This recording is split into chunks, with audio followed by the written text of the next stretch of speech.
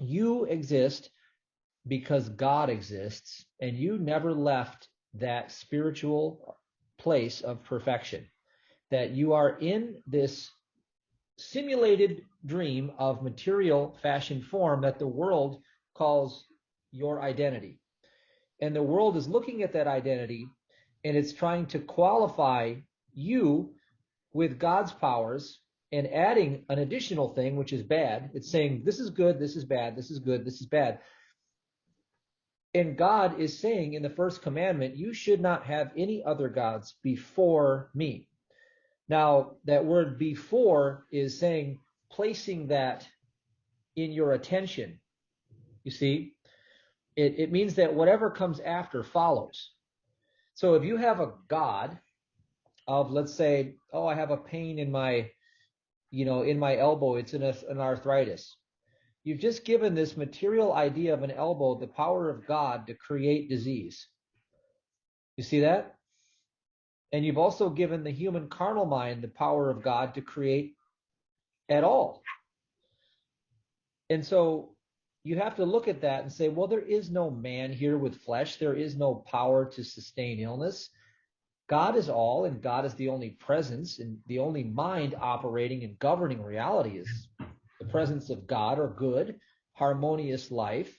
Therefore, I am of that life, and nothing else could change that. That love came first in line, first in time is the law. Everything else came after. So nothing comes before God. See, I just put that law back in operation and cast out that stupidity of the human race mind. God's good can never be severed. And this supply of love can never be broken. And rich ideas are the substance of my wealth. The God of all creation is the only created substance, and you live, move, and have your being in that substance. And there is no evil, there is no matter, there is no fear, there is no lack.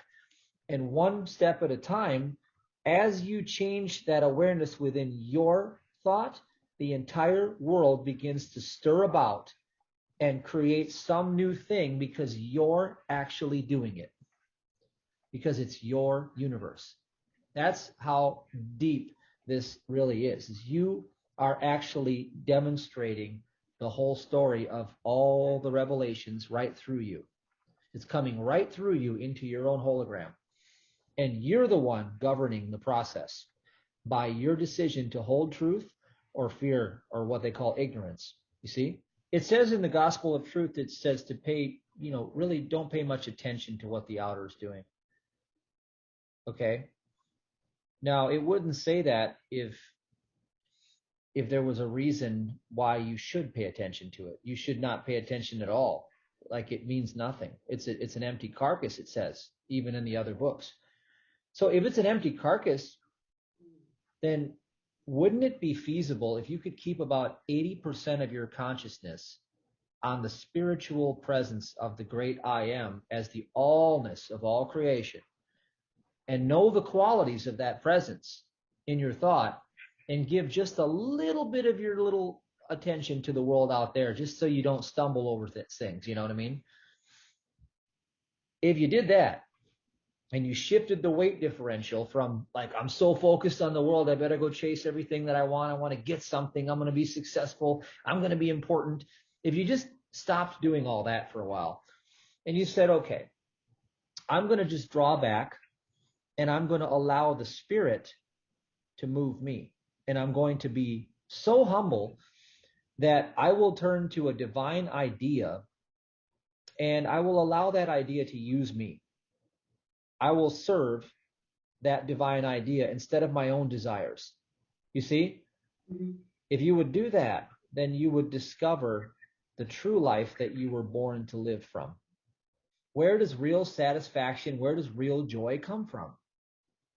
It comes from knowing the Father, and that's the only reason we are created in the first place.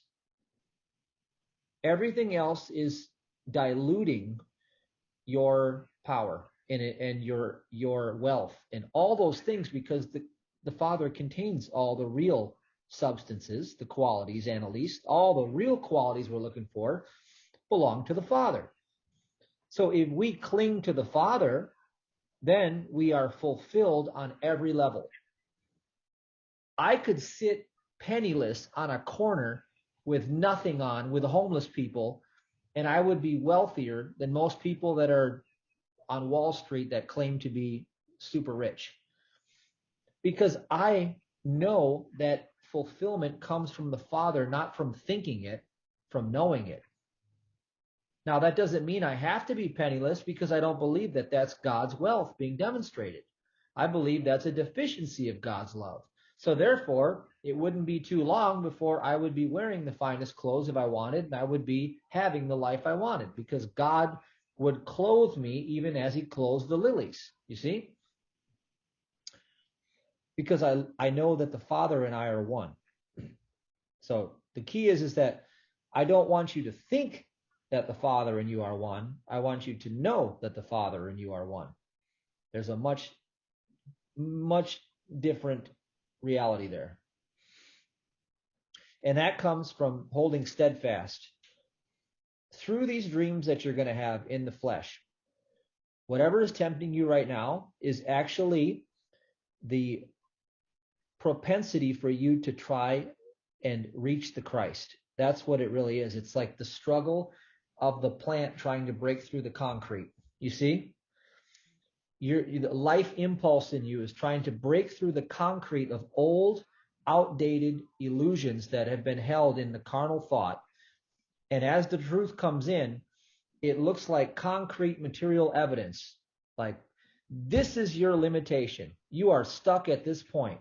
You can't beat this illness. You can't beat this level of income.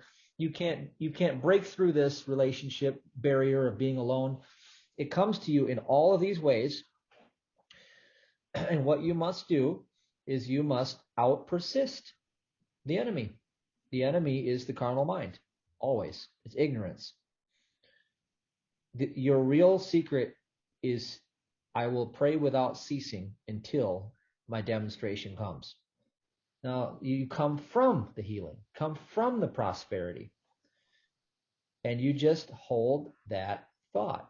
Being silent is really be still and know that I'm God. And ideas can only be heard when you're listening. And you got to be able to distinguish between the voice of the carnal mind and the voice of the Holy Spirit. And so you use the weapon of patience. Now, here's the key. This is your secret. The weapon of patience is what spreads the Red Sea of the carnal mind's noise, so that you can cross over into the promised land and receive what your Father has for you. You see, there's a lot in that I just said, but that's the secret, is patience opens that channel so you can hear the Father. The enemy has to keep you busy, absent, off, distracted in time, past, future, away from the presence of the present. Again, look at Eckhart Tolle. He just had to sit on a bench and become present, to have every desire of this world chase him that he could have imagined.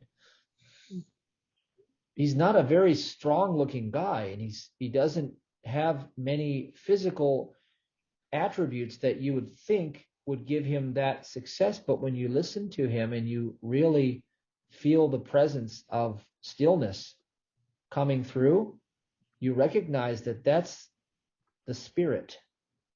And the reason why it's clothing itself in wealth is because that's a quality of the Spirit. See, God doesn't need you to do anything other than to turn within and listen and to follow and obey. Be obedient to the still small voice within. And you have to discern that voice. And we discovered here that patience is the way to spread that. See, to spread the two hemispheres, if you will, get into the midbrain and to be able to hear that still small voice. The middle path, you see, get right into the awareness of spirit. What governs all creation? Wisdom does. God does. And the Holy Spirit is the tongue of God. And God only did one thing in the Bible, speak. So that means we should just get busy listening. Perfect love is God. Because you can't leave the presence of God. It's impossible. What is faith? Belief in the spirit versus the flesh, the material evidence. What you hear, smell, see, taste, and touch. Are you willing to believe what God says is true in spite of what everything in your body is telling you? I and the Father are one. Then you can be the witness of the Father receiving the Father's divine love. And that can be what is demonstrated through your experience. And because it is the Father that doeth all the work, there's no obstruction to receiving anymore. The only obstruction was when you thought you were doing the work, because then you have misqualified human will as a God, or the work of your hands, or anything else that you believed. But see, when it's the Father doing all the work and you witnessing the Father in the aspect of the giving from you and the receiving to you, then it is the Father alone, and there is no flaw in any of that activity. There's no mistake. There's no judgment. There's no punishment. There's no consequence. There's no lack. And so therefore you can stand in that good and declare that it is the good that God has bestowed. Because you're not tempted by your lying human eyes anymore. Like Joel Goldsmith would say, in holy ground right where you are, and know that the good that God is bestowing is the good that is being demonstrated right here and right now, and it can never be absent and it can never be out of your awareness, because God's mind is the only mind here. There is no other mind here. The only perception is God perceiving God's own substance. And see, just as Joel would say, you have to leave man, conditions, circumstances, and people out of your prayer. Otherwise, it is not prayer. And see, that's the way home.